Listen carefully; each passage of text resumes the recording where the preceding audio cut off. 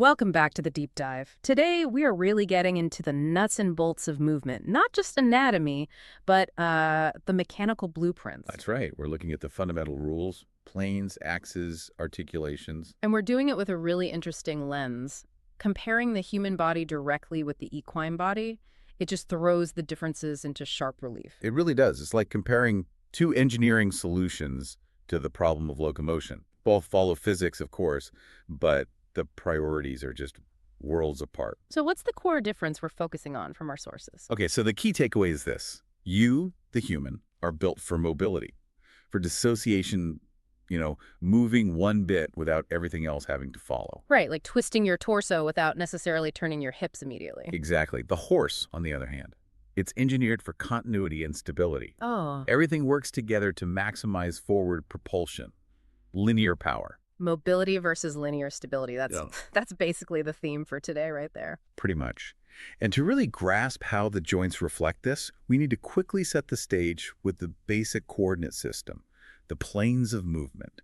Okay, let's lay that groundwork. The three critical planes. Absolutely. Think of them like the dimensions you can move in.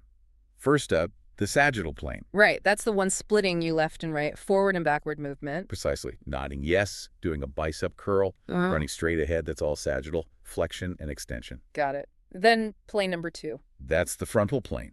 Imagine it slicing you front to back. This is your sideways motion. Like doing jumping jacks or tilting your head to your shoulder, Wow. abduction, adduction, lateral stuff. You got it? And finally, the transversal plane. This one cuts you top to bottom. It's all about rotation. Turning your head no, twisting your spine. Exactly. That's the transversal plane in action. And each plane has a corresponding axis. It rotates around transversal, anteroposterior, longitudinal. Same rules for everyone. But as you said, different priorities. So how does the horse prioritize these? Well, for the horse, it's almost entirely about one plane.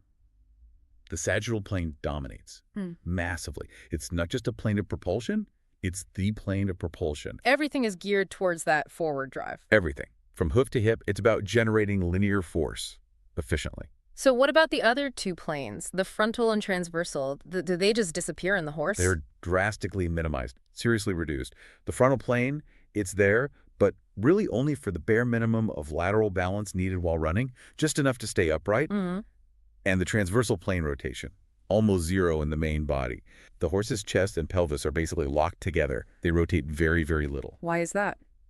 Because twisting would just bleed energy, energy that needs to go into moving forward. Any rotation is wasted effort for their primary goal. Okay, that's super clear. Now let's contrast that with us, humans. Think about something like Pilates, maybe a corkscrew move, or even just complex daily actions. Right. We need all three planes working together. Yeah. You need sagittal strength for the core movement, yes, but you need frontal plane control for balance, and you absolutely need that transversal rotation to link everything smoothly. Upper body, lower body connection. We're designed to twist, to lean, to fold in complex ways. The horse just isn't. And yet, here's the interesting thing. Despite these totally opposite design philosophies' complexity for us, focused simplicity for the horse, there's a shared mechanical truth. What's that? Every good movement, human or horse, starts from respecting the axis of the joint involved. Get the axis right, and the movement feels, well, natural, effortless almost, whether you're working in one plane or coordinating all three. Okay, that makes sense. Let's dig into the specific joints then, see how this plays out. Starting with the forelimbs. For the horse, these are primarily about support and shock absorption, right? Exactly. Let's start right at the top, the shoulder, the scapulohumeral joint. Okay. For humans, this is the classic ball and socket joint, what anatomists call spheroid, maximum mobility. Maximum mobility is right. Flexion, extension, abduction, adduction, internal rotation, external rotation. The works. All three planes, all three axes. It gives us that huge range of arm movement. Which is why in things like Pilates, we focus so much on controlling that movement. Arm circles, scapular isolations. We have all this potential mobility, but the challenge is using it precisely without destabilizing everything else. Precisely. Now, the horse's shoulder, also technically scapulohumeral, but its function, almost entirely flexion and extension, sagittal plane only, pretty much. So it sacrifices that huge range of motion. Completely. It trades amplitude for massive stability. There's virtually no rotation allowed because the joint surfaces fit together so tightly. It's locked into that forward-backward path. Stability first. So we get fine motor control and range. They get rock-solid linear action. What about the elbow? Okay, the elbow. Human elbow, mostly a hinge joint, right? Trochlean, flexion, extension, bending, and straightening. But we also have that forearm rotation, pronation, and supination, turning the palm up and down. Crucial for us. That's tool use, interacting with the world three-dimensionally. The horse's elbow, also a hinge. But strictly flexion and extension. No rotation. No pronation, supination capability at all. Its job is just Weight-bearing. And absorbing impact. It's a dedicated, powerful, linear shock absorber. That's it. wow. The further down the limb we go, the more specialized it seems to get for the horse. What about the wrist? For us, the radiocarpal joint is pretty mobile, allows for that fine-tuning. Yeah, it's a condylar joint. Flexion, extension, plus that side-to-side tilt, the deviation, it gives us finesse, proprioception, feeling things delicately. And finesse is probably the last thing a horse needs at the bottom of its leg when galloping. Exactly. Any lateral wiggle there would be disastrous for stability of speed. Yeah. So the horse's equivalent joint, it's incredibly rigid. All force goes straight down, linearly, safely to the ground. No fine-tuning allowed. Okay, that paints a super clear picture for the forelimbs. We trade stability for 3D complexity. The horse trades complexity for linear power and stability. Let's shift to the hind limbs, the engine room. Right, the power source. Yeah. Starting with the hip, the coxofemoral joint. In humans, another ball and socket. Spheroid again, huge mobility.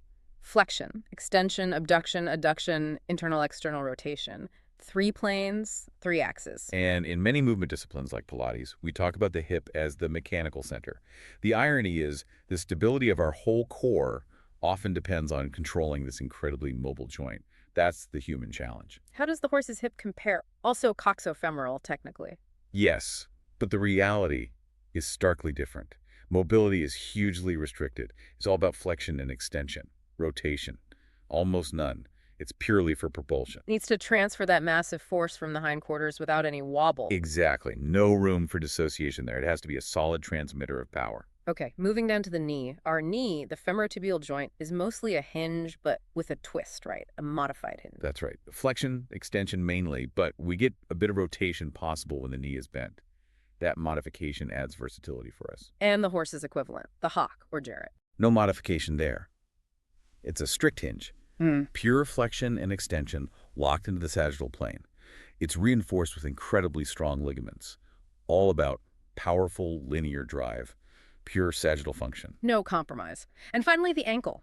Our ankle is quite complex dorsiflexion, plantar flexion, plus inversion and eversion from the subtalar joint. Essential for us. Walking on uneven ground, dynamic balance.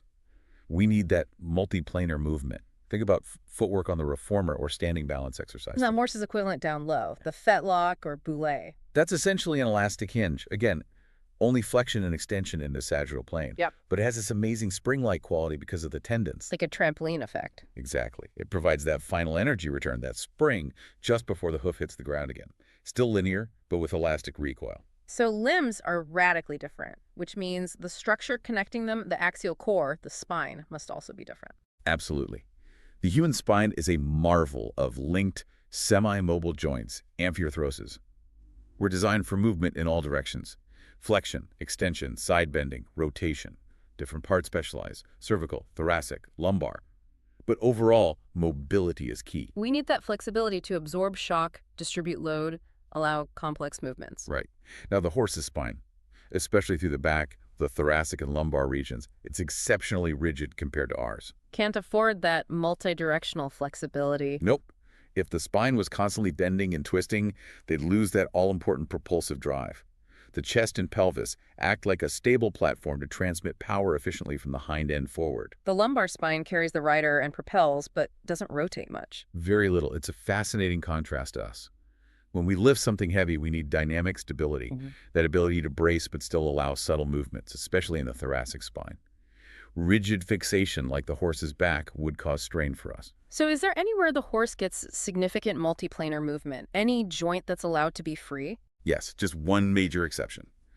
The neck. The encolure, that's the only place with significant movement in all 3 planes. Flexion, extension, side bending, rotation. All of it. Right. And it needs that freedom. The head and neck are crucial for balance, for for vision, for orienting the whole body. It acts like a counterweight and a rudder for that powerful, stable chassis. It's the control tower for the engine room. Okay, so let's pull this all together. What's the big picture difference in strategy? Okay, synthesis time. Humans. We possess many degrees of freedom, movement options everywhere. Our challenge is learning to stabilize them effectively to prevent energy leaks and compensation patterns. We have to manage our freedom. Exactly. The horse. It takes the opposite approach. It aggressively limits degrees of freedom in most joints to maximize linear power and endurance. Lock it down, channel the force forward. And how the planes are used reflects this, for us in complex movements. Sagittal provides the structure, the main action. Mm-hmm. Frontal provides the balance. And transversal connects it all, creates the flow, the coordination. Whereas for the horse? Sagittal propels, frontal stabilizes that propulsion laterally, and transversal, it mainly just orients the whole machine via the neck. Very different roles. Understanding this difference feels really practical. It explains why certain movements feel awkward or why some joints seem prone to specific issues. It really does. If a movement feels stuck or strained, maybe you're trying to force rotation, where a joint is designed mainly for sagittal movement. Oh. Or maybe you're not using the rotation potential in a joint like your hip or shoulder that actually needs it for healthy function. Knowing that our shoulder, hip, and spine are fundamentally three-plane structures, while most major equine joints are sagittal dominant, that's key insight. It's the path to precision and to stability, ironically. Understanding your mobility potential helps you find true stability. So wrapping this up, what's the final thought for someone listening, trying to understand their own movement better through this comparison? I think it's about developing that internal awareness. This comparison gives you a language, a framework. Recognize the difference between a joint that needs to be stable, like a hinge, and one that needs controlled mobility, like a ball and socket. Our hip versus the horse's hock, for instance. Exactly. When you start to understand your own body's design, feel its axes, recognize its planes, respect its joint types, you stop feeling lost in movement. You move with intention. And when you reach that point, that level of internal knowledge and connection, Movement stops being just a technique you're trying to copy. it becomes. It becomes embodied consciousness. Yeah. It's you moving authentically within your own design.